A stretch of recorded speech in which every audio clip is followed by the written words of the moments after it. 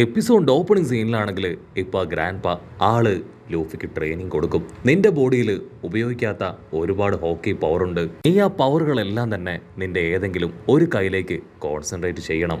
Actually നിന്നെ കൊണ്ട് ഇത് ഉപയോഗിക്കാൻ കഴിയും. ചെയ്യുന്ന ഒരു വലിയ മിസ്റ്റേക്ക് നിന്റെ കൈകളിലേക്ക് ആ പവർ വരുമ്പോഴേക്കും നീ ആവശ്യമില്ലാത്ത ഒരുപാട് ഫോഴ്സ് കൊടുക്കും. അങ്ങനെ ഫോഴ്സ് കൊടുക്കുമ്പോൾ അത് ഓട്ടോമാറ്റിക്കായി പവർ റിലീസ് ആവില്ല. വീണ്ടും നിനക്ക് പഞ്ച് ചെയ്യേണ്ടതായിട്ട് വരും. ആ പവർ ഇതൊരു ഫ്ലോയിൽ കൊണ്ടുവന്ന് ഓട്ടോമാറ്റിക്കായി അതിനെ ഓപ്പൺ ചെയ്ത് വിടണം. എങ്കിൽ മാത്രമേ നീ ഉദ്ദേശിക്കുന്ന തരത്തിൽ അത് വർക്കൗട്ട് ആവും. ലൂഫിക്കാണെങ്കിൽ ഏകദേശം കാര്യമൊക്കെ പിടികിട്ടും. അവൻ വീണ്ടും അപ്പാപ്പനെ തോളത്ത് കയറ്റി വില്ലന്മാരെ അറ്റാക്ക് ചെയ്യാൻ അങ്ങനെ ഗോതയുടെ നടുവിലേക്ക് വരും. ഇത്തവണ ലൂഫിയെ ചുറ്റി ഒരുപാട് വില്ലന്മാരുണ്ട്.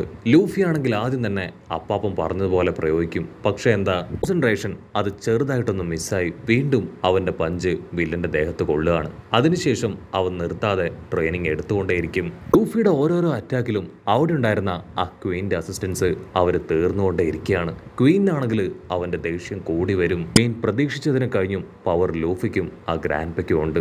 സോ അവനാണെങ്കിൽ ഫുൾ കലിപ്പില് അവർ രണ്ടുപേരെ നോക്കുകയാണ്. കൺട്രോൾ പോയ ക്വീൻ ആണെങ്കിൽ അവിടെ ഉണ്ടായിരുന്ന എല്ലാ സോൾജിയേഴ്സിനോടും ഗോതയിലേക്ക് വന്ന് അവർ രണ്ടുപേരെയും അടിച്ചിടാനായിട്ട് പറയും. ലൂഫിക്കാണെങ്കിൽ അത് കണ്ട് ആവേശം കൂടും.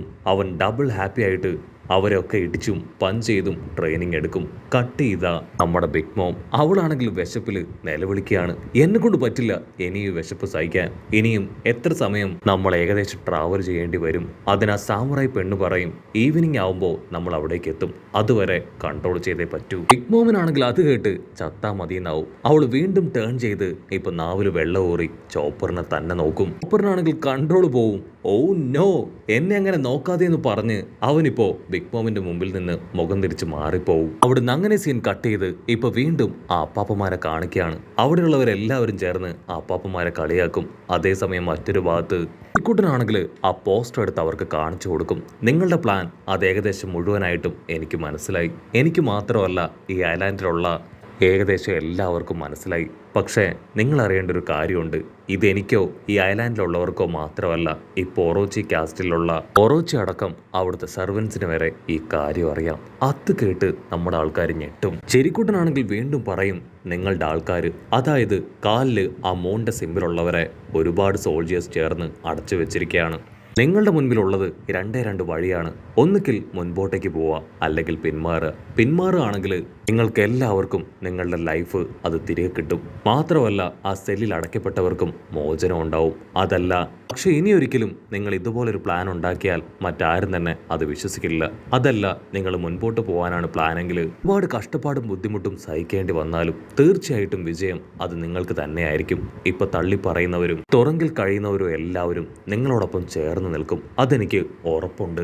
ഇങ്ങനെ മുൻപോട്ടേക്ക് പോവുകയാണെങ്കിൽ നിങ്ങളെ വിശ്വസിക്കുന്ന എല്ലാവരും നിങ്ങളോടൊപ്പം ഉണ്ടാവും. ഞാനും നിങ്ങളോടൊപ്പം തന്നെ ഉണ്ടാവും. തൽക്കാലം ഈ രഹസ്യങ്ങളൊന്നും തന്നെ കൂടുതൽ സ്പ്രെഡ് ആവാൻ നോക്കണം. ഞാനും നിങ്ങളോടൊപ്പം ഉണ്ടെന്ന് പറഞ്ഞ് അവനാണെങ്കിൽ പുറത്തേക്ക് പോവാണ്. അവൻ പുറത്തേക്ക് ഓടി വരുമ്പോൾ പുറത്താണെങ്കിൽ നമ്മുടെ ഉസോപ്പും നാമിയും അവർ രണ്ടുപേരെയും നന്നായിട്ടൊന്ന് പുകഴ്ത്തി അവൻ അവിടുന്ന് കടന്നു പോകും. അതേസമയം സാഞ്ചി ആണെങ്കിൽ ഇവിടെ കാഞ്ചറോയോടും കെന്നിനോടും പെണ്ണിനോടും ആ ചെരിക്കുട്ടൻ അവൻ ആരാണെന്ന് ചോദിക്കും. കാരണം അവന് ഇവരെ എല്ലാവരെയും നന്നായിട്ട് അറിയാം. പക്ഷേ അവർക്കാണെങ്കിൽ ഇവനെ അറിയില്ല. ഇവിടെ ആ ചിരിക്കൂട്ടനാണെങ്കിൽ ക്യാഷ്വലായിട്ട് അവിടെ ഉണ്ടായിരുന്ന കുറച്ച് കുട്ടികളുമായിട്ട് കളിച്ചുകൊണ്ടിരിക്കുകയാണ്. അപ്പോൾ അവിടുന്ന് അങ്ങനെ സീൻ കട്ട് ചെയ്ത് നമ്മുടെ ലൂഫിയെ കാണിക്കും. ലൂഫി ആണെങ്കിൽ അപ്പാപ്പനെയും തോളത്തിരുത്തി യാതൊരു കൂസലും ഇല്ലാതെ മുൻപിൽ വരുന്ന എല്ലാ വില്ലന്മാരെയും അറഞ്ചം പുറഞ്ച് ഇടിച്ച് തല്ലി തല്ലി കൊല്ലുകയാണ്. അവനെ കൊണ്ട് ഇപ്പോഴും ആ ഒരു വലിയ പവർ അതുമാത്രം ട്രെയിനിങ് ചെയ്ത് കറക്റ്റായിട്ട് ചെയ്യാനായിട്ട് കഴിയുന്നില്ല. അവിടുന്ന് അങ്ങനെ ബ്ലാക്ക് ഔട്ട് ചെയ്താ ഇപ്പൊ ചെരിക്കൂട്ടനെ കാണിക്കും. ആളാണെങ്കിൽ ഒരു വയസ്സായ അപ്പൂപ്പന് ബോഡിയൊക്കെ മസാജ് ചെയ്ത് കൊടുത്ത് ആൾക്ക് ആവശ്യമായിട്ടുള്ള മെഡിസിൻസും ഫുഡും അങ്ങനെ എല്ലാം തന്നെ കൊടുക്കുകയാണ്. അതിനുശേഷം അവിടെയുള്ളവരോടെല്ലാം വിശേഷമൊക്കെ തിരക്കി അവർക്കും ബേസിക് ആയിട്ട് ആവശ്യമുള്ള സാധനങ്ങൾ അതെല്ലാം തിരിച്ചറിഞ്ഞ് അവനെ കൊണ്ട് പറ്റും പോലെ അവൻ സഹായിക്കും. നിങ്ങളുടെ കൂടെ കളിച്ചും അവരുടെ കൂടെ ടൈം സ്പെൻഡ് ചെയ്തും അവരുടെ സുഖവിവരമൊക്കെ അന്വേഷിച്ച് അവനങ്ങനെ ഹാപ്പി ആയിട്ട് നടക്കുകയാണ്. അതിനുശേഷം അവനാണെങ്കിൽ അവന്റെ കയ്യിലുണ്ടായിരുന്ന പണം അതിപ്പോ അവിടെയുള്ളവർക്ക് വീതിച്ചു കൊടുക്കും. ഉസോപ്പിനും നാമിക്കും ഇത് കാണുമ്പോൾ ഭയങ്കര അത്ഭുതം. ഇങ്ങനത്തെ ഒരു സൊസൈറ്റിയിൽ ഇത്രയും സ്നേഹവും മറ്റുള്ളവരെ സപ്പോർട്ട് ചെയ്യാനും കാണിക്കുന്ന മനസ്സുള്ളവർ വളരെ റെയറാണ്. ഒരുപക്ഷെ ആ ചിരിക്കുട്ടൻ അവൻ ഭയങ്കര റിച്ച് ആയിരിക്കും. അവന്റെ പണം മുഴുവൻ അവൻ എല്ലാവർക്കും ദാനം ചെയ്യായിരിക്കുമെന്ന് ഉസോപ്പ് പറയും. അത് കേട്ട ഗ്രാൻഡ്മയാണെങ്കിൽ ചിരിക്കും. അയ്യോ ഇല്ല, അവൻ വലിയ റിച്ച് ഒന്നും അല്ല. അവന്റെ മകള് ആ ഫ്ലവർ ക്യാപിറ്റലിലാണ് വർക്ക് ചെയ്യുന്നത്. അവൾ ഉണ്ടാക്കുന്ന പണത്തിന് 80% അവൾ അവളുടെ പപ്പയായിട്ടുള്ള ചെരിക്കുട്ടന് കൊടുക്കും. അവനാണെങ്കിൽ ആ പണം ഇവിടെയുള്ള എല്ലാവർക്കും വീതിച്ചു നൽകും. അവന് വേണ്ടി അവൻ പണമൊന്നും കരുതി വെക്കാറില്ല.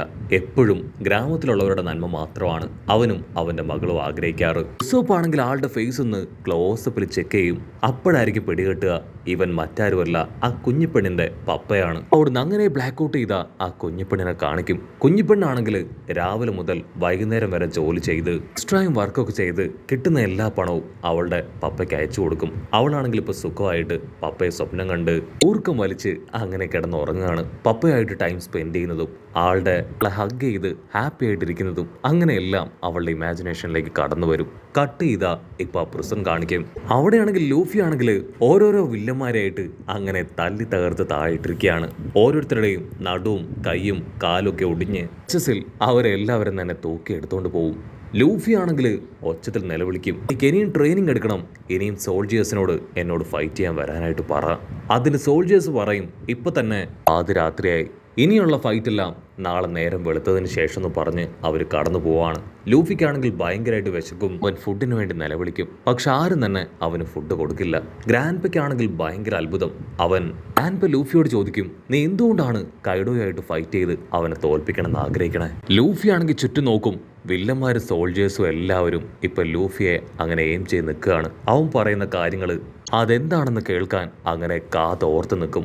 അടുത്ത നിമിഷം ലൂഫി ആണെങ്കിൽ അവന്റെ ഹോക്കി പവർ ഉപയോഗിച്ച് അവരെല്ലാം അൺകോൺഷ്യസ് ആക്കും. പിന്നീട് അപ്പാപ്പന്റെ അടുത്തേക്ക് വന്ന് ലൂഫി പറയും, നമ്മുടെ ഈ ലോകത്ത് നമ്മുടെ ഈ വേൾഡിൽ 4 വലിയ ശക്തികളുണ്ട്. അതാണ് 4 എംപറേഴ്സ്. അവരെല്ലാവരെയും തോൽപ്പിച്ച് എനിക്ക് കിങ് ഓഫ് ദ പൈററ്റ് ആവണം.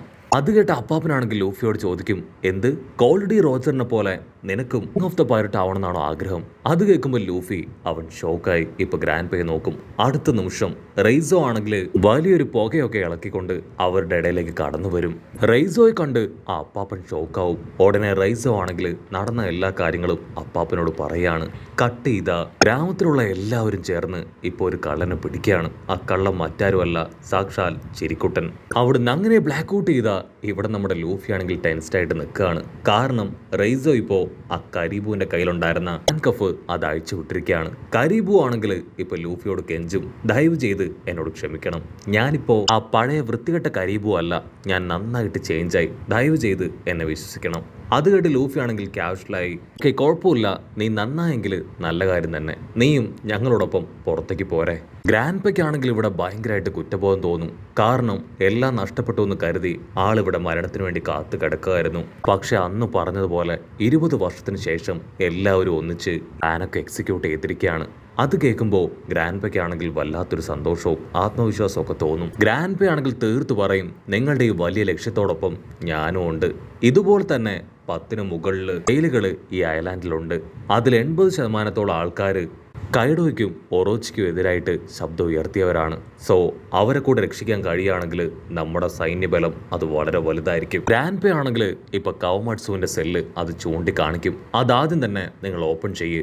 അത് കേൾക്കേണ്ട താമസം നമ്മുടെ ആൾക്കാർ ഓപ്പൺ ചെയ്യാൻ ആ ഒരു സെല്ലിന്റെ അടുത്തേക്ക് പോകും. പിന്നെ കരീബു ആണെങ്കിൽ ക്വീനു വേണ്ടി റെഡിയാക്കി വെച്ചിരുന്ന ആ സൂപ്പിന്റെ വലിയ പാത്രം അത് തന്നെ അടിച്ചു മാറ്റി ലൂഫിക്ക് കഴിക്കാനായിട്ട് കൊടുക്കും. അതേസമയം ഇവിടെ ബിഗ് മോം ആണെങ്കിൽ ഭക്ഷണം കഴിക്കാതെ മൊത്തത്തിൽ ടയർഡായിരിക്കുകയാണ്. നമ്മുടെ ആൾക്കാരാണെങ്കിൽ ദൂരത്തായിട്ടുള്ള ആ സെല്ല് കാണിച്ചു കൊടുക്കും. നമ്മൾ ഓൾമോസ്റ്റ് അവിടേക്ക് എത്തിക്കഴിഞ്ഞു. അവിടെ എത്തിയാൽ തീർച്ചയായിട്ടും നിനക്ക് ഇഷ്ടം പോലെ സൂപ്പ് അത് കിട്ടുമെന്ന് പറയും.